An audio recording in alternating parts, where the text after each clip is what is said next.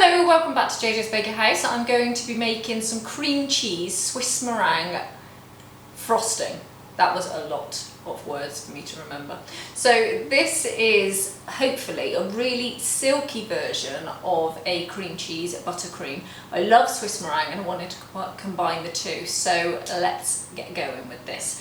So I have got here 400 grams of softened butter, been left out overnight, 300 grams of caster sugar.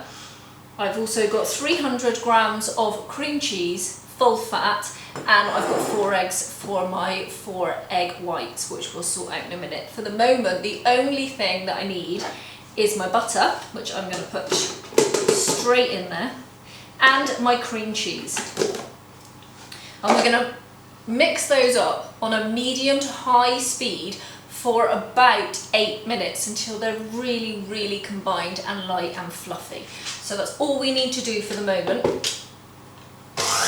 Okay, mine's been going now for about 10 minutes actually. I left it that little bit longer, and it is looking really light and fluffy. You wouldn't realise the cream cheese and the butter are in there combined. Now, when I first added the cream cheese and the butter together, I forgot to say this to you, and you start to spin it round and mix it, the water content of the cream cheese is going to come out and go like a puddle in the bottom. Just drain that off and then keep it going on a medium speed until you can start seeing it go. Don't give up on it. It will come together and become the mousse-like consistency that we need. Just any of that liquid, just drain it off and go back and keep going until it comes together. I only drained mine off once, but that's what you need to do. So now we're going to pop this into a bowl, and then I'm going to wash all this down, ready to start my sugar and my egg white mixture. So I'll be back to you in a moment. Okay, so I've put my mixture into a bowl for later, and still love the colour and the consistency of that. Right, so we'll deal with that afterwards. Now we are going to start the meringue part of it. So I've got my lemon juice, because this is really important. So all the bowls that I'm going to use, I'm going to just put some lemon into it and give it a wipe out. And this will take any of the grease off. Because if you have grease near your meringue, you're not going to get meringue. So that's my mixing bowl that I'm going to use afterwards. We'll move that to one side. This is my whisk I'm going to use, so I'll just have a quick go over with this. There we go. And there we are, that's all cleaned out. So now I've got my 4 egg whites, which I am going to just pop into my metal bowl, and then my 300 grams of caster sugar, and I'm going to pop that in as well. So what I've got here then is I've got my saucepan behind me on the heat. That's going to come up to a boil. I'm just going to reduce it then on a medium to high heat and pop this on the top and keep going and stirring it continuously until all the granules have disappeared. You can lift it and just put your fingers together like this. If you can do this and it's completely smooth, then it's fine and you're good to go. I like to bring it to a certain temperature, so I've got a thermometer and I bring mine up to 70 degrees, so I'm happy that that egg is cooked. So we'll come back when all of this is combined. And okay, I've taken my mixture off. This is what it looks like. It looks really foamy, and mine reached 70 degrees Celsius. I wouldn't want to take it any more than that because we're going to end up with the really white cooked egg whites otherwise. But now I'm really happy that that is cooked through.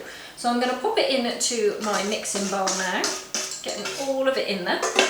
And then I'm just going to add half a teaspoon of cream of tartar to that, just to stabilise it a little bit.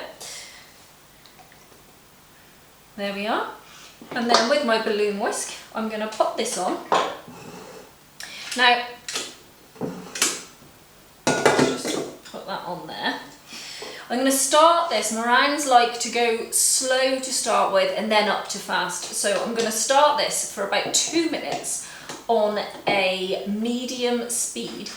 Where's my hole? There it is. On a medium speed, and then we're going to crank it up afterwards to the full volume to get that air. But let's start at medium to begin with. So we'll leave that for about 2 minutes and then we'll come back and we'll turn it up. Okay, that's been going now just like that for around about 2 minutes. As you see when you look in, not a lot's happened, so we do need that extra speed on it. So now we're going to bring it up. Hang on, you can't hear me. I'm going to bring it up to that highest speed that I've got until it comes up to fluffy meringue. So we'll come back then. Okay. Oh, don't you just feel like peace when you turn that off? Okay, my meringue is done. Oh, there we go. See, we get to do the upside down thing. It's fine. I never quite want to put it over my head. But so this is ready. Now when you touch the bottom of your bowl here, it's hot. And you don't want to, we've put so much air and work into this mixture. You don't want to put this into something hot because it's just going to start, it's going to melt, and all those air pockets and lovely mousse-like texture is just going to disappear. So what I would do, go and have a cup of tea, go and watch an episode of something that you want, and have a break for about 20 minutes until that completely cools, and then we'll come back and we will add this mixture. Okay, my bowl is lovely and cool now, so I'm happy with that. That took about 15 minutes. So I'll just give it a little whiz around just to bring it back up.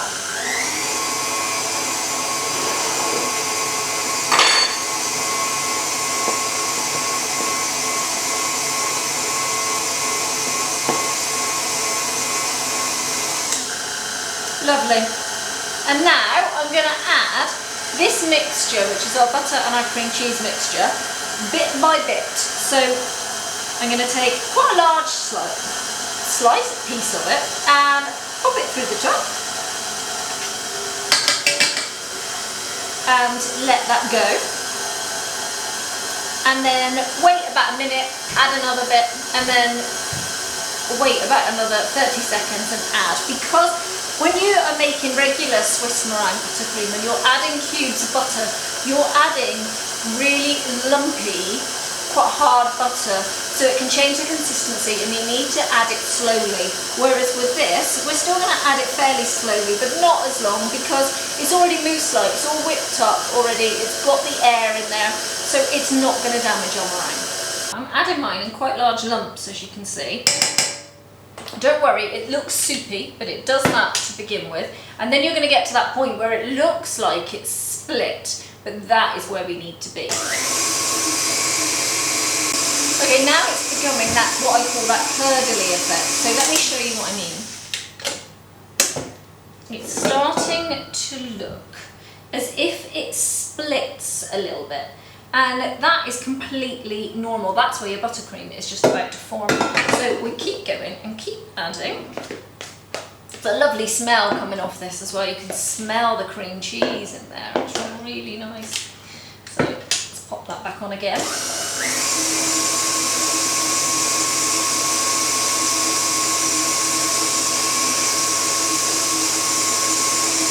And then we're just going to add that last piece. Right, that's it now. We're all added. Everything is in there. It looks just like Swiss meringue would do normally, even though remember we've got that cream cheese in it and the smell is lovely. Oh, I'm covering myself in cream cheese here. Right, so now this is completely optional. You can leave it with this whisk on, but I really like to just add my creaming paddle for the last bit whilst I add my vanilla. So I'm going to put in a tablespoon of vanilla into this and then give it a couple of minutes with this paddle on, or if you're sticking to the other one, just stick to the other one and then we'll see the finished result. Right, I've let that go now for a couple of minutes and I'm completely happy with this and it smells gorgeous. I know I keep saying that, but the cream cheese just keeps hitting me. So I'm going to pop it into this bowl so you can see it properly. And there we are, we've got that absolute smooth, moussey type texture there. Still stable, it's still holding its own. So you're going to be able to pipe with this just as you would with any Swiss meringue buttercream, with that added flavour of all that lovely cream cheese that's in there.